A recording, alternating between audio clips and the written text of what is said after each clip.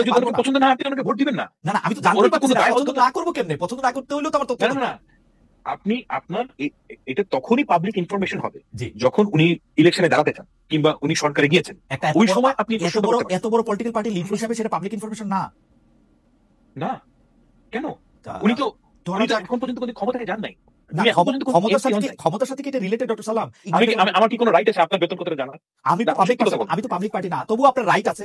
আপনি এটা জিজ্ঞাসা করতে, মানে আমি রাইটের কথা বলতে চাই, যখন আপনি পাবলিক পারসন, মানে বিএনপির সর্বোচ্চ নেতা যদি পাবলিক পারসন না হন, এই পৃথিবীতে কে পাবলিক পারসন? পাবলিক পারসন এখানে প্রিভিয়াসি একটা বিষয় আছে। এটা হচ্ছে কি আমার ইনকাম, হ্যাঁ অবশ্যই প্রিভিয়াসি একটা বিষয় আছে যে আমার ইনকাম কত। আপনি আমাকে বললেন, আপনি জিজ্ঞেস করলেন, বলবো না, সেটা ফ্যান্টাস্টিক, সেটা একটা প্রাইভেট বিষয়, রাইট? পলিটিক্যাল পার্টির লিডার হইতে গেলে আপনি একটা পাবলিক অফিস হোল্ড করেন আর না করেন, পলিটিক্যাল পার্টির লিডার হইতে গেলে আপনার আয় ব্যয় সম্পর্কে সকল কিছুই পাবলিকলি প্রকাশ করতে হয়, এটাই নর্মস। আমি জানি না যে মানে এর বাইরে আপনি যদি এই নর্মসটা ফলো না করেন, সেটা আপনাকে ভোট দিন না। যারা কখনো বিতর্ক করেছে তারা মনে করে কনফিডেন্টলি ভুলভাল কয়ে গেলে রাজনৈতিক বয়ান তৈরি করা যায়। না, তা যায় না। পায়খানাকে সোনা দিয়ে মুড়াই দিলে ওটা পায়খানাই থাকে। এর আগেও ফার্ম ভুলভাল থিওরি কপচাইতো, আমি প্রাইভেটলি বলতাম, এখন আর প্রাইভেটলি বলার দায় নাই, তাই পাবলিকলি কই ফার্মের এই তত্ত্ব কেন সোনায় মোড়ানো পায়খানা। নেতা রাষ্ট্রীয় পদে ছিলেন না, তাই আয় জানানো জরুরি না। এই যুক্তি শুধু বিভ্রান্ততন্ত্রের প্রার্থী ভোট চাওয়ার মুহূর্ত থেকেই জবাবদিহিতা শুরু হয়। বিএনপি তো ভোট চাইছে, তারেক রহমানও ভোট চাইছে। আপনি ভোট চাইতেছেন মানেই আপনি জনগণের প্রতিনিধি হইতে চাইতেছেন। আপনার ওই মুহূর্ত থেকে আপনার জবাবদিহিতার দায়ও তৈরি হইতেছে। জনগণের প্রতিনিধি মানে আপনি জনগণের সামনে খোলা বইয়ের মতো হইতে হবে। বাংলাদেশেও সব দেশেই নির্বাচনের আগে প্রার্থীদের সম্পদ, আয়, দেনা পাওনা জানানো বাধ্যতামূলক। শুধু জানানো না, পাবলিক রেকর্ড জমা দিতে হয়। নেতা না জানাইলে জনগণ জানতে চাইতে পারে। এটা এমন একটা কথা যেন আপনি বলতেছেন আমি দোকান খুলবো, কিন্তু আমার পণ্যের উৎস জানতে চাইলে আমি বলবো আগে কেনেন তারপরে জানবেন। তো নির্বাচন যদি ধরেন ফেব্রুয়ারিতে হয় বা ডিসেম্বরেই হয়, তো তার 1 মাস আগে তো উনি সাবমিট করবেন নমিনেশন, ওটার সাথেই উনার আয়ের উৎস জানাইতে হবে ওই দিনই। তার মানে ভোটের আগেই জানাইতে হবে, ভোটের পরে না। পাবলিক অফিসে উনি যাক বা না যাক, উনি ভোটে হারিয়ে গেলেন, তাও এটা জানানো থাকবে পাবলিককে। আপনারা ভোট দিয়েন না, এটা গণতন্ত্র নাকি চাঁদাবাজির ভাষা? এই কথাটার মধ্যে স্পষ্ট এক ধরনের জনগণকে তুচ্ছ করার ধারণা লুকায় আছে। জনগণ যদি প্রশ্ন তোলে তবে তাদের উপেক্ষা করা যাবে, কারণ ভোট না দিলেই হলো। যে ভোট দেবে না সেও জানতে চাইতে পারে, আলবত পারে, কারণ যে ভোট দেয় না তার উপরেও তার নেতৃত্ব চাপায় দেওয়া হয় ডেমোক্রেসিতে, যে যেতে। গণতন্ত্র মানে ভোট এক্সচেঞ্জ না, গণতন্ত্র মানে জবাবদিহিতার একটা চুক্তি। যে ভোট দিচ্ছে না বা দেবে না তার সাথেও চুক্তি।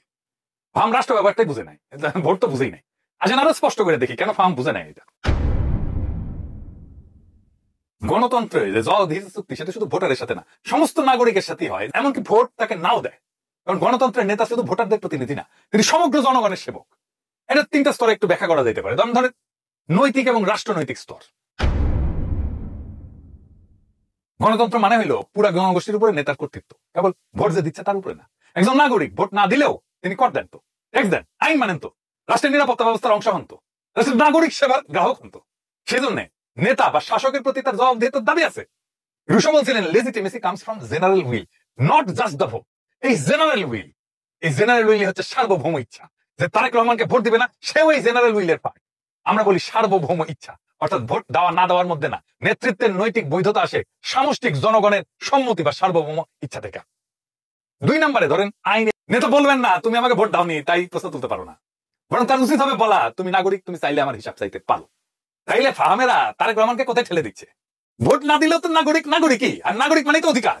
নেতা হন নির্বাচিত বা অনির্বাচিত, তার প্রতি জনগণের দাবি এবং প্রশ্ন করার অধিকার অখণ্ড, অবারিত এবং পবিত্র। গণতন্ত্র মানে ভোট না, গণতন্ত্র মানে জবাবদিহিতার সামাজিক চুক্তি। এই চুক্তিতে স্বাক্ষর করে প্রত্যেকটা মানুষ জন্মগতভাবে, ভোটার হিসেবে না, নাগরিক হিসেবে স্বাক্ষর করে। এবার ফিরে আসি আগের আলোচনা। আপনি যখন রাষ্ট্র নামে এই জনগণের একটা বাসে চড়তে চান, তখন তাদের কাছে টিকিটের দাম মানে স্বচ্ছতা, এটা আপনি দিতে বাধ্য। ভোট দিয়েন না এই বাক্যটা আসলে বলে দেয় এই নেতা বা দল গণতন্ত্রের ভোট চায়, কিন্তু গণতন্ত্রের নিয়ম মানতে চায় না। ম্যাক্স ওয়েবার বলছিলেন রাজনৈতিক নেতৃত্ব মানে দায়িত্বশীলতা এবং স্বচ্ছতা। রুশোর সামাজিক চুক্তি তত্ত্বে রাজনৈতিক নেতৃত্ব জনগণের অনুমোদনের ফল, আর এই অনুমোদন আসতে পারে কেবল বিশ্বাসযোগ্যতার মাধ্যমে। হান্না আর্ডেন বলছিলেন যে পাওয়ার ইজ নেভার প্রাইভেট, মানে ক্ষমতা কখনো ব্যক্তিগত না, এখানে সবসময় পাবলিক। যার নেতৃত্বের আকাঙ্ক্ষা আছে তার ব্যক্তিগত জীবন ও রাজনৈতিক রাডারে আসবে। সুতরাং আপনি যদি জনগণের উপরে ক্ষমতা প্রয়োগ করতে চান, আপনি তো তাদের জানাতে বাধ্য আপনি কে, কি করেন, কিভাবে এত অর্থবিত্ত আসলো। তারেক রহমানকে বলতে হবে উনার লন্ডনের জীবন কিভাবে চলে, কোথায় থেকে উনার আয় উপার্জন হয়, খরচা কোথায় থেকে আসে। এমনকি বাংলাদেশের রিপ্রেজেন্টেশন অফ পিপলস অর্ডার 1972 আইন অনুযায়ী নির্বাচন করতে চাইলে প্রার্থীর সম্পদ বিবরণী তো বাধ্যতামূলক। নির্বাচন কমিশন এই তথ্য তো পাবলিক করে দেয়। তারেক রহমান যদি ভোটে এসে হাইরাও যায় তা তো একটা পাবলিক হয়ে যাবে তখন। এটা তো নির্বাচনের আগেই হয়। তার মানে তারেক রহমান ভোটে জিতে নেতা হওয়ার আগে পাবলিক অফিসে আসুক বা না আসুক তার হিসাব পাবলিক করতে হয়। মানে তারেক রহমান ভোটের পরে জিতে এসে বলবেন না, আর না নিজের এখনকার আইনে ভোটের আগেই ওনাকে বলতে হবে উনি না জিতলেও দেউলিয়াত্বের প্রমাণ। এটা একটা মারাত্মক ভুল বয়ান। এটা পাশে একটু লেখা রাখেন, এটা থাকুক আর কি, সবাই দেখুক আমি কইতে থাকি।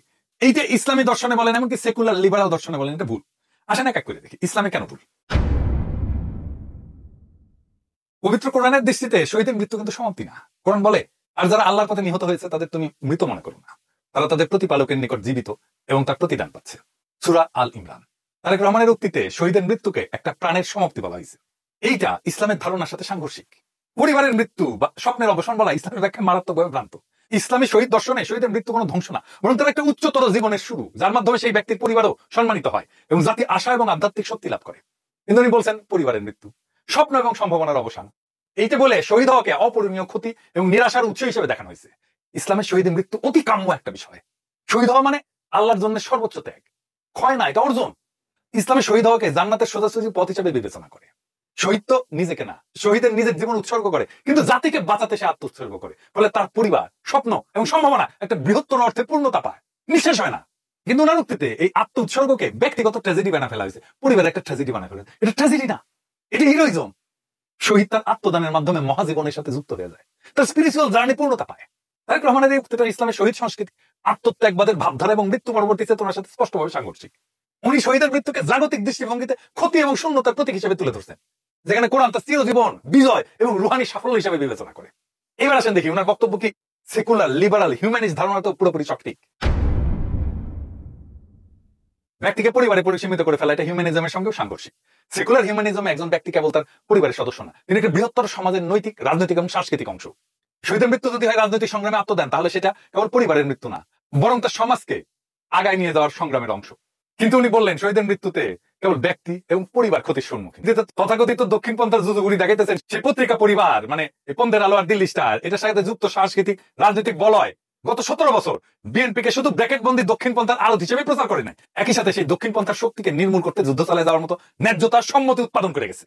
উনি যখন বিএনপির মহাসচিব বললেন তখন বিডি নিউজ একটা স্টোরি করলো, ডানমুখী বিএনপিতে আবার বাম ঘরানার মহাসচিব।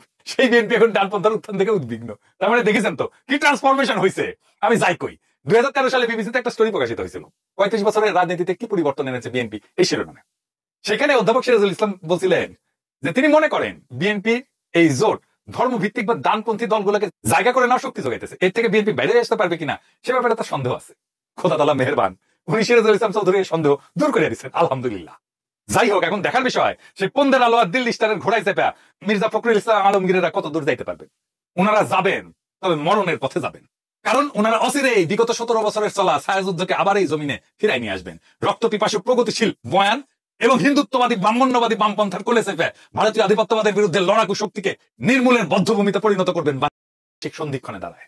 সামনে একদিকে ক্ষমতার সম্ভাবনা, অন্যদিকে নৈতিক এবং আদর্শিক দেউলিয়াত্বের বিপদ।